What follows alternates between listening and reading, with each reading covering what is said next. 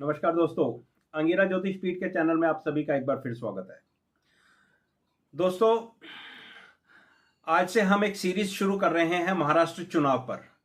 मेरे पास जितने भी महाराष्ट्र के जो लीडर्स हैं, राजनीतिज्ञ हैं, जितने की कुंडली है, जो टॉप लीडर्स हैं, उनकी सबकी कुंडलियों पर मैं अपनी ऑब्जर्वेशन आप लोगों के सामने रखने जा रहा हूं। ये एक सीरीज बनाएंगे, 4-5 वीडियोस बनाएंगे, आप लोगों के सामने अपने विचार रखूंगा। सभी जो टॉप के लीडर्स हैं वहां पर मेरे पास उनकी हॉरोस्कोप है, लेकिन मेरे पास एकनाथ शिंदे साहब की हॉरोस्कोप नहीं है, तो मैं उसके ऊपर कोई ज्यादा चर्चा नहीं करूंगा। अगर आपके पास एकनाथ शिंदे साहब की कोई ऑथेंटिक हॉरोस्कोप है कि हाँ ये हॉरोस्कोप ऑथेंटिक है, ये ठीक है, तो आपसे बड़ी विनम्र प्रार्थना रहेगी कि आप उस बर्थ डिटेल को कमेंट बॉक्स में मेरे लिए छोड़ें, ताकि मैं उसके ऊपर काम कर सकूं। शिंदे साहब की बात शुरू हुई तो दोस्तों मैं एक बात बोल दूं कि शिंदे साहब ने जिस वक्त ओथ ली थी,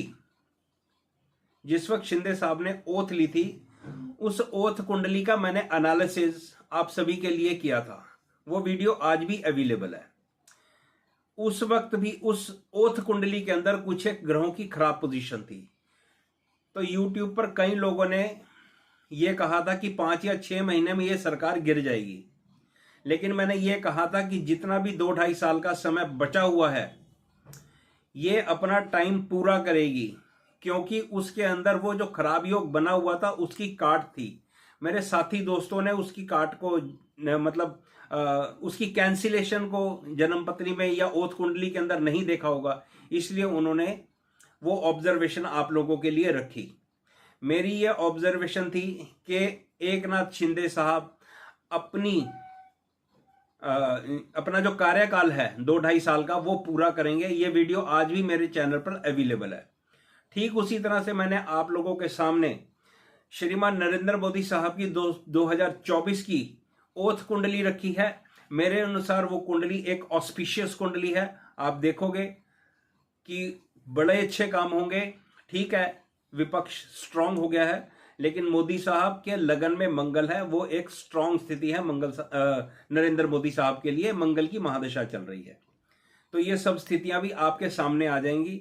और किस तरह से दूसरी वीडियोस बनी है वो भी सब आपके सामने है। किसी के बारे में कुछ ज्यादा बात करने की जरूरत नहीं है। एक छोटी सी बात और कहना चाहता हूं।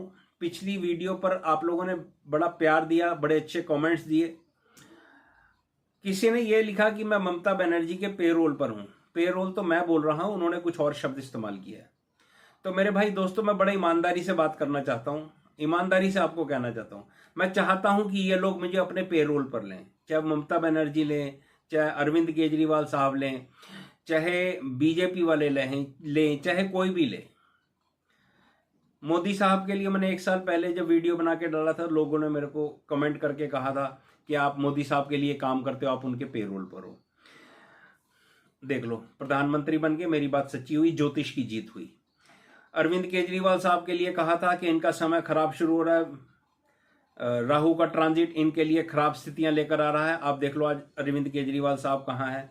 उनकी वीडियो पर भी मेरे लिए कुछ अलग तरीके से कहा गया था, लेकिन आज फिर एक बार ज्योतिष की जीत हुई और केजरीवाल साहब कहाँ हैं आपने देख लिया। और भी ऐसी कई सारी बातें हैं। मैं जब वीडियो बनाता हूं तो मैं भाई साहब सिर्फ जन्म पत्री पर ध्यान देता हूं। मुझे कोई मतलब नहीं है कि कौन पार्टी है, क्या है, किस तरह से, मुझे इस बात से कोई मतलब नहीं है। मैं सिर्फ जन्म पत्री के योगों को देखता हूं और आपके सामने अपनी ऑब्जर्वेशन रख देता हूं, बस, इससे फालतू कुछ नहीं। लेकिन हाँ, डेफिनेटली ये चाहता हूं कि ये लोग मुझे अपने पेरोल पर लें। मैं भी लग्जरियस लाइफ जीना चाहता हूं यार, और कौन नहीं जीना चाहता हिंदुस्तान के अंदर। मेरे घर के बाहर भी BMW खड़ी हो। तो भाई अगर कोई बड़ा लीडर सुन रहा है तो मेरे को ले लो यार अपने पेरोल पर, मेरे भाई इल्जाम लग रहे हैं। चलो, आज हम पहला वीडियो आप लोगों के सामने रखने जा रहा हूं। जिस पर्सनालिटी का रख रहा हूं उनका नाम है देवेंद्र फडणवीस साहब, और ये भाई साहब पहले देवेंद्र जी मुख्यमंत्री रह चुके हैं और आज की डेट के अंदर ये उप मुख्यमंत्री हैं।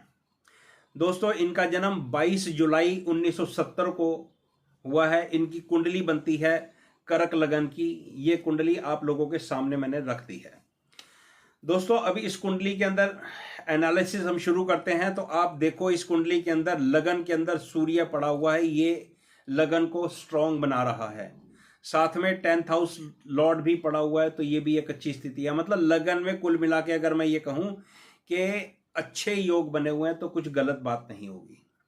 कुंडली के अंदर 4th हाउस और 10th हाउस को देखो तो यहां पर जुपिटर और सैटर्न ये दोनों एक दूसरे से समसप्तक पड़े हुए हैं। राजनीति करने के लिए ये एक बहुत अच्छा योग है। 4-10 का एक्सेस जो होता है ये बहुत इंपॉर्टेंट एक्सेस होता है। पराशर होरा शास्त्र के अंदर योग दिए हुए हैं। 4th हाउस को हाउस ऑफ सीट कहा गया है, 5th हाउस को मुख्यमंत्री का हाउस कहा गया है, 10th हाउस को स्टेटस का हाउस कहा गया है और 9th हाउस को मंत्री का हाउस कहा गया है। कुंडली को जब हम देखना शुरू करते हैं तो इन सब चीजों की तरफ ध्यान लगाना हमारा बहुत जरूरी हो जाता है।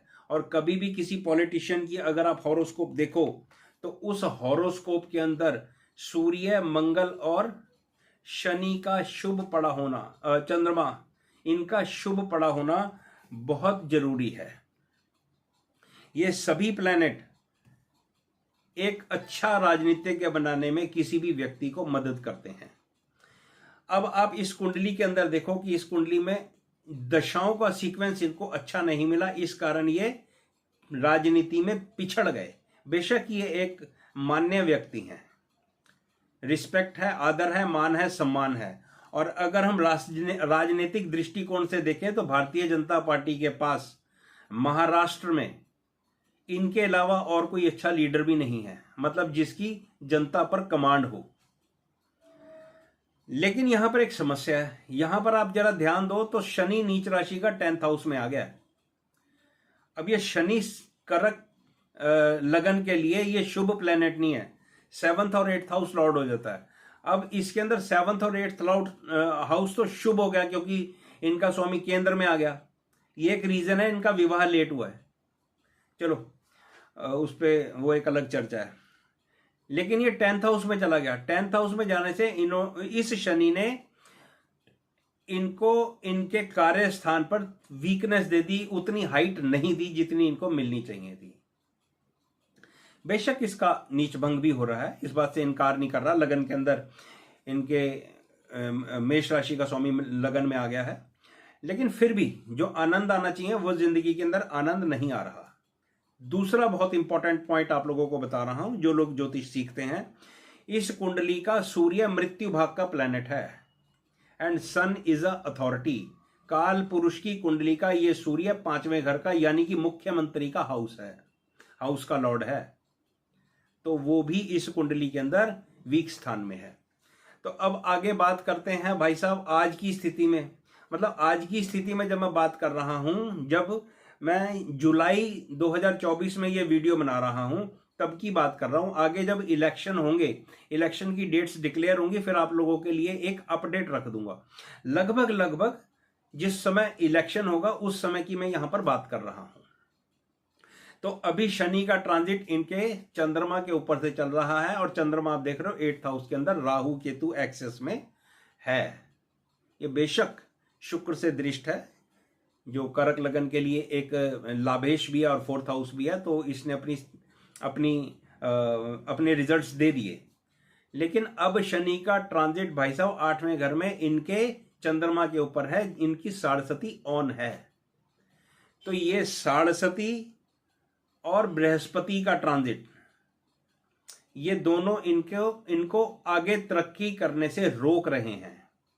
आगे बात करते हैं इनकी दशा की, तो केतु की महादशा में चंद्रमा का अंतर चल रहा है। चंद्रमा इनकी कुंडली में आप देखो 8वें घर में बैठा हुआ है। 8th house is a house of humiliation. तो इतना जब मैं सारा ये एनालिसिस करता हूं तो मेरे भाई दोस्तों यहां पर जो बात एंड में निकल कर आती है वो निकल कर आती है कि देवेंद्र फडणवीस साहब की साढ़सती भारतीय जनता पार्टी के लिए नुकसान का सौदा हो सकती है। देवेंद्र जी के कारण भारतीय जनता पार्टी, मतलब देवेंद्र जी क्योंकि वहां पर टॉप लीडर हैं और शायद अध्यक्ष भी हैं ये बीजेपी के, या पहले थे अध्यक्ष, चलो खैर जो भी है, मतलब ये टॉप लीडरशिप है। तो इस कुंडली के अनुसार अगर मेरे को बीजेपी की परफॉर्मेंस महाराष्ट्र में देखनी है तो मुझे लगता है देवेंद्र जी की जन्मपत्री जिस वक्त महाराष्ट्र में चुनाव होंगे, इलेक्शन होंगे, उस वक्त के लिए देवेंद्र जी की हॉरोस्कोप वीक हॉरोस्कोप है और इसके कारण बीजेपी को नुकसान होगा। ये शनि का ट्रांजिट या शनि की साढ़सती के कारण बहुत हद तक संभव है कि ये गलत कैंडिडेट्स का चुनाव कर बैठेंगे और वो लोग चुनाव हार जाएंगे। इस कारण से बीजेपी को महाराष्ट्र में नुकसान उठाना पड़ सकता है। तो अभी तक जब मैंने ये वीडियो बनाया है तब तक की मेरी ये ऑब्जर्वेशन है देवेंद्र साहब की जन्मपत्री के बारे में। तो देखते हैं चुनाव की डेट्स क्या आती हैं, फिर उसके लिए एक अपडेट आप लोगों के लिए बनाकर रख दूंगा। तो मेरा ये वीडियो देखने के लिए आप सभी का बहुत बहुत शुक्रिया, आपका बहुत बहुत धन्यवाद। महाराष्ट्र चुनाव पर अगला राजनीतिज्ञ कोई और होगा, वो भी एक टॉप लीडरशिप में से ही होगा, फिर उस पर चर्चा करेंगे। आज के लिए इतना काफ़ी है। आपका सभी का धन्यवाद।